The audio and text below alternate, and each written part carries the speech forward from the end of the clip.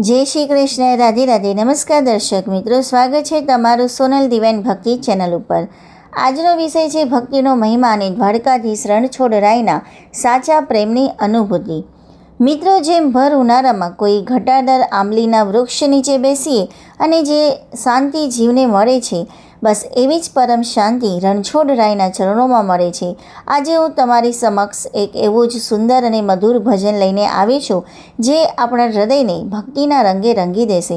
તો ચાલો પહેલાં આપણે આ સુંદર ભજનનો આનંદ માણીએ અને ત્યારબાદ તેનો ખૂબ જ સુંદર ભાવાર્થ અને બોધપાઠ સમજીશું।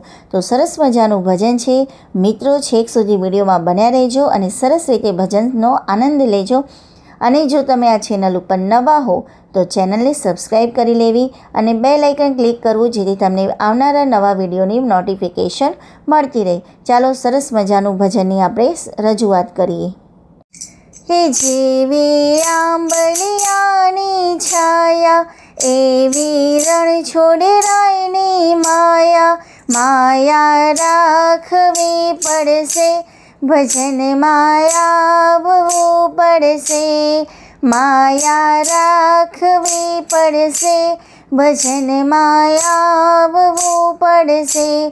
જેવી આંબલિયાની છાયા, એવી રણછોડરાયની માયા, માયા રાખવી પડશે, ભજન માયા આવવું પડશે, માયા રાખવી પડશે, ભજન માયા આવવું પડશે। જેવા તુલસીજીના પાન, એવા રણછોડરાયના માન, માન રાખવા પડશે, ભજન માયા આવવું પડશે, માન રાખવા પડશે, ભજન માયા આવવું પડશે।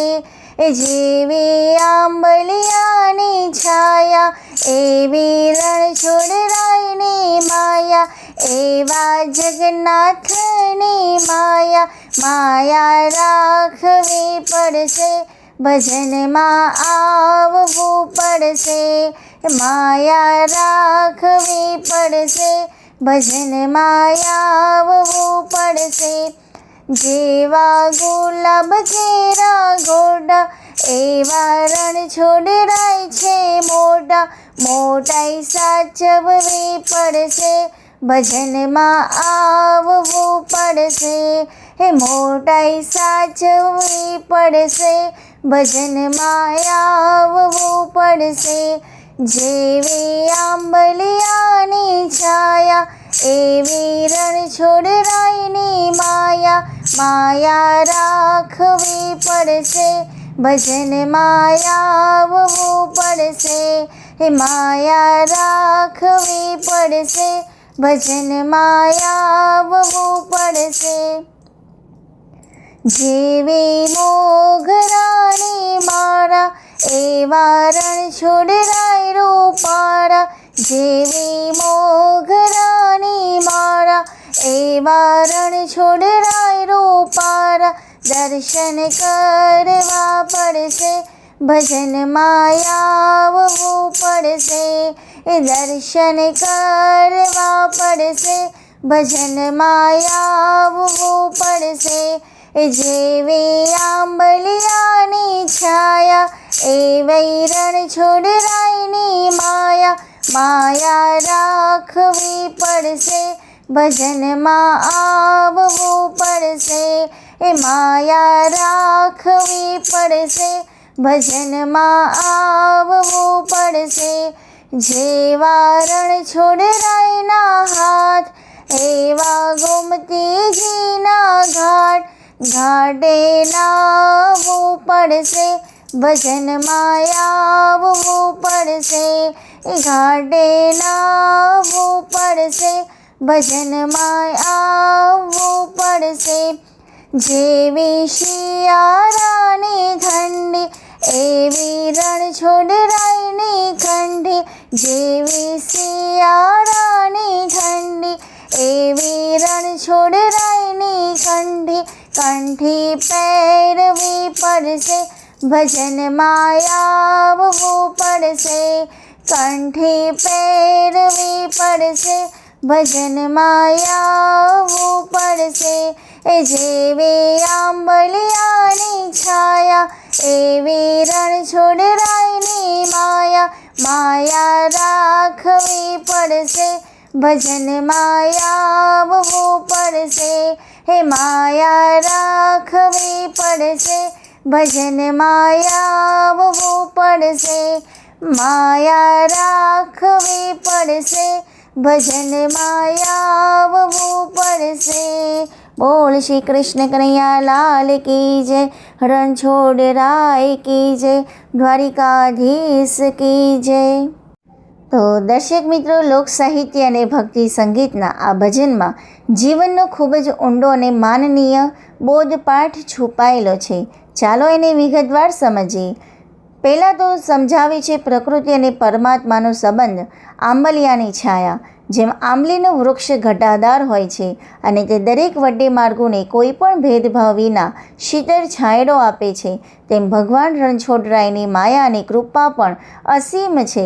સંસારના તાપથી કંટાળેલો જીવ જ્યારે પ્રભુના શરણે જાય છે ત્યારે તેને પરમ શાંતિનો અનુભવ થાય છે. પણ એ માટે આપણે પ્રભુ પ્રત્યે માયા એટલે કે સાચો પ્રેમ જગાડવો પડશે અને ભજન કરવું પડશે. બીજા વાક્યમાં જોઈએ કે પવિત્રતા અને આદર દર્શાવ્યા છે તુલસીના પાન દ્વારા.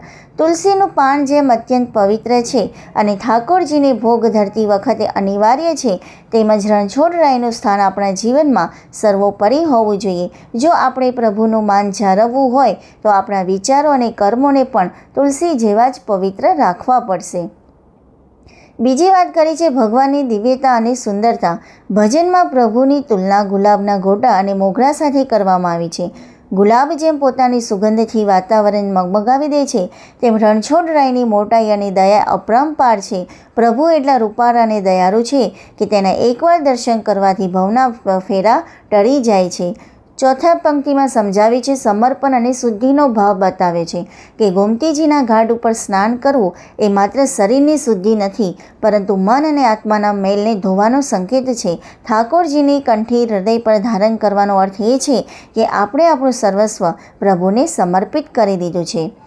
હવે આપણે જોઈએ કે આ ભજન જે છે, આ ભજન આપણને સમજાવે છે કે જો આપણે ઈશ્વરની અસીમ કૃપા મેળવવી હોય તો માત્ર વાતો કરવાથી કંઈ નહીં થાય. આપણે ભજનમાં આવવું પડશે, એટલે કે વ્યસ્ત જીવનમાંથી થોડો સમય કાઢીને પ્રભુ સ્મરણ કરવું પડશે, નીતિ નિયમ પાળવા પડશે અને હૃદયમાં સાચી ભક્તિ જગાડવી પડશે. આશા રાખું છું કે આ ભજન અને તેનો સુંદર ભાવ આપ સૌના હૃદયને સ્પર્શી ગયો હશે. જો તમને આ પ્રસ્તુતિ ગમી હોય તો વિડીયોને લાઇક કરજો, કમેન્ટમાં જય રણછોડરાય જરૂર લખજો અને મારી ચેનલને સબસ્ક્રાઈબ કરવાનું ભૂલતા નહીં. ફરી મળીશું આવા જ એક ભક્તિમય વિડીયો સાથે. ત્યાં સુધી જય શ્રી કૃષ્ણ, રાધે રાધે, જય રણછોડરાય.